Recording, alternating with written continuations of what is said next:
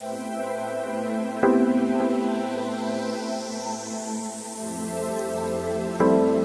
there guys, and welcome to another Red Gaming Tech gaming news video with myself, Amata, here on the 8th of March, and I have an update for you on the whole SimCity fiasco.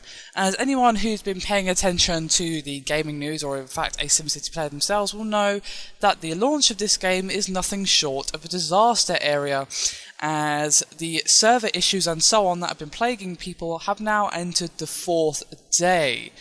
And basically, EA have a sea of hatred flowing rapidly towards their doors right this very moment, as PC game servers continue to refuse numerous people access to the game. And some are even reporting that once they're actually into the game and making progress on their cities, their work is deleted due to a server outage. And I actually did see evidence of this myself on someone else's video of the press beta. This was obviously before the game was even out. Someone got disconnected and basically had a little bit of what they'd done basically ignored, and like they'd never done it. And then they had to repeat the process. So this has been something that's evident in the game even before the game was actually released and all these problems started. On Thursday, which was the 3rd day since the game came out and the servers basically caught fire as everyone tried to go onto the game, EA actually made things a lot worse by saying they would not accept refunds due to the server problems, which is not exactly surprising coming from EA, but that doesn't make it any less disgraceful. There's quite a few other developments as well, as Amazon has actually pulled SimCity from sale, noting the server issues. So while that's annoying, it's actually kind of a good thing, because it basically means that at least that one avenue for more people buying the game, more people trying to get onto the servers, and basically giving them even more load that they can't handle. That's obviously a good thing, but it's just interesting that Amazon has had to resort to that, because they obviously don't want to be inundated with refunds or complaints and people messaging them saying, hey, this game doesn't work, blah blah blah, I want my money back. I don't really blame them, to be honest with you. And there's also a petition going around at the moment to basically get the game's online DRM removed, and that's reached 30,000 signatures, and I'll put a link to the description, for that particular petition if you wish to add your name to that list. And I would not be surprised if that number continues to go up, because always on DRM is never been exactly the flavour of the month with gamers, and I don't think this has improved its name any at all. EA has insisted that it's not going to ban people for seeking refunds, but there was actually a recent forum post on their help centre suggesting that they were going to do that if you're particularly persistent over seeking a refund. And again, I will put a link to that in the description so you can check that out for yourself. And there's slightly better news for those of us in the EU, as the European launch is underway and servers appear stable, but people are still suffering from the same problems that are happening in North America. They're just not quite as bad or as widespread as they are in North America. So at least people in the EU are having less problems, but that doesn't mean they're not having the same problems, because they most definitely are. And there has actually been an official apology release from the game's developer, Maxis, and I'm going to quote directly from them now.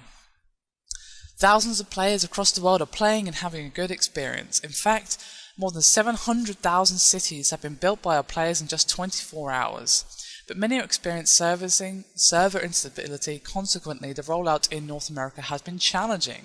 It's also now evident that players across Europe and Asia are experiencing the same frustration. Our priority now is to quickly and dramatically increase the number of stability of our servers, and with that, the number of players who can simultaneously access the game.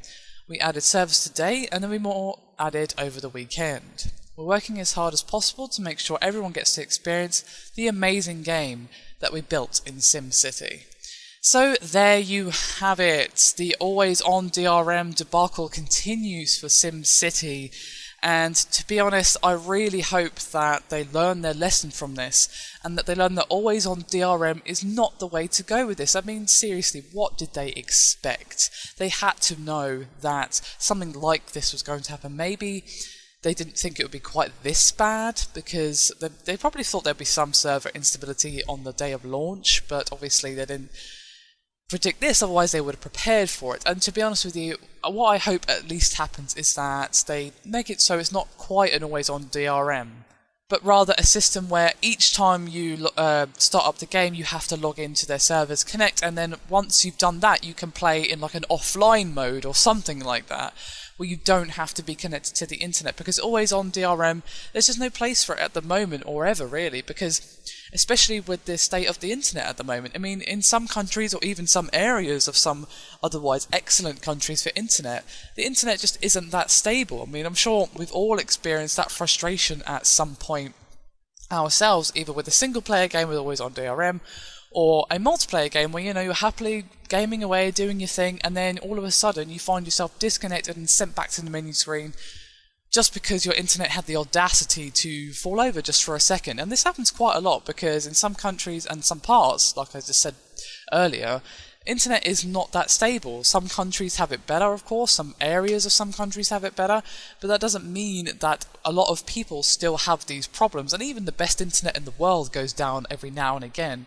So to be honest, always on DRM is just, I'm not going to go into a massive rant about always on DRM because I'll be here all day, but personally what I at least hope for is that you just sign in once and then you can play in offline mode if you don't want to have the multiplayer features of the game enabled, because there are quite a few features of the game that are tied into this whole working together to build cities thing and regions and so on, so that's fine. I think that would work quite nicely and would still be a barrier against piracy, which is obviously what the always on DRM is there for.